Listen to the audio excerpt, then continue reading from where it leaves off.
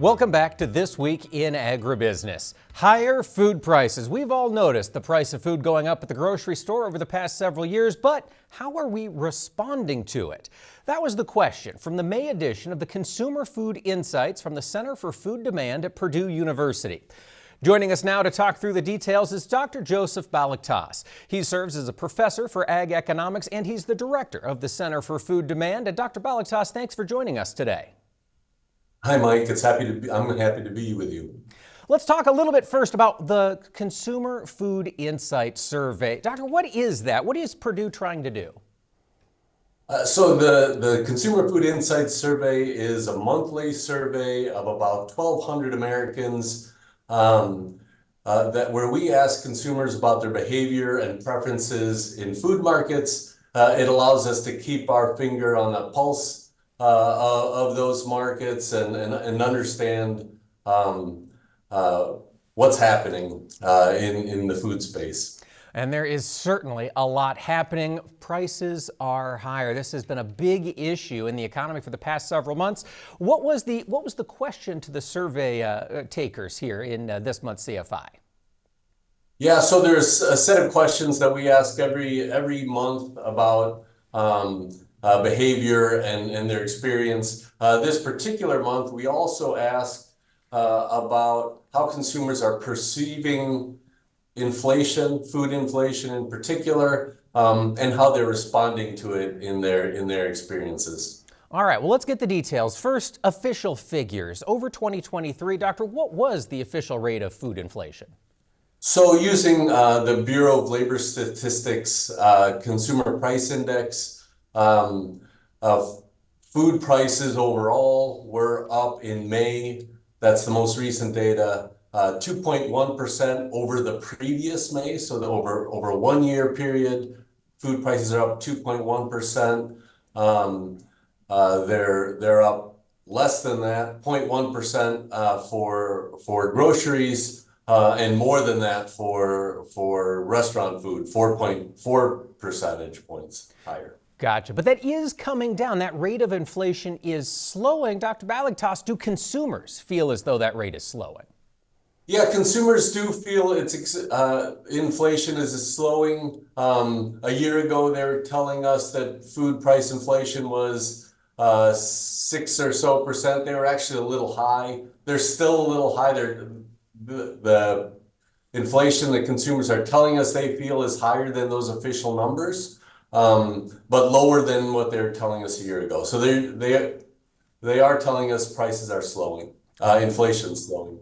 All right. And of course, everybody responds to these higher prices in a different way. What did you see generationally with regard to how consumers are dealing with this? Yeah. So first of all, not everybody responds. And one of the generational differences we see is that the oldest generations, baby boomers and older, are most likely not to respond. Almost 40% of baby boomers and older, not that they're not experiencing food prices rising, but they're not really changing their behavior. So that's one generational difference. We see Gen X a little more active, looking for coupons and deals. We see Gen Z not using coupons and deals so much, but shopping across stores, looking for lower prices across stores. Interesting. So we are seeing at least some of these groups take a response from these higher prices. You mentioned, Dr. Balagtas, the expectations of inflation. They have been there. They've been persistent. Looking out into the future, do consumers still expect that inflationary increase to be there? And if so, by how much?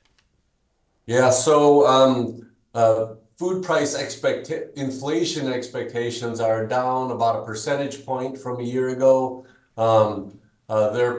Consumers are telling us they think food prices are going to rise at 4% over the next year. That's about double what we've experienced over the past year.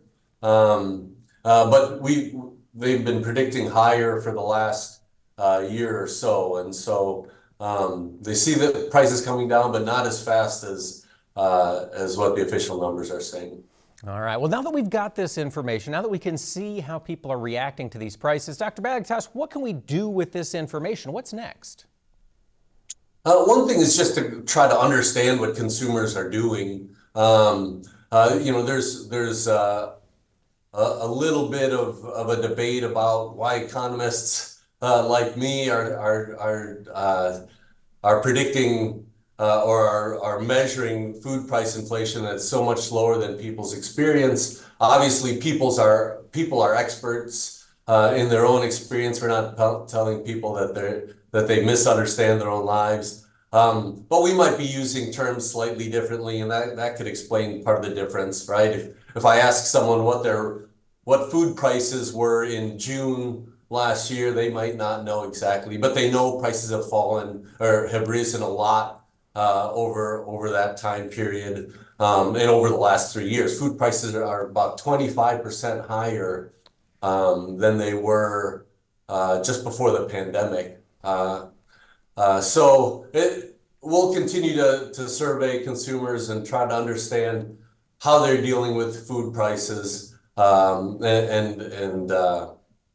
into the future. Absolutely. As time goes on, Dr. Joseph Balagtas, Director of the Center for Food Demand at Purdue University, thanks so much for joining us here this week and explaining the most recent CFI. Good to be with you, Mike.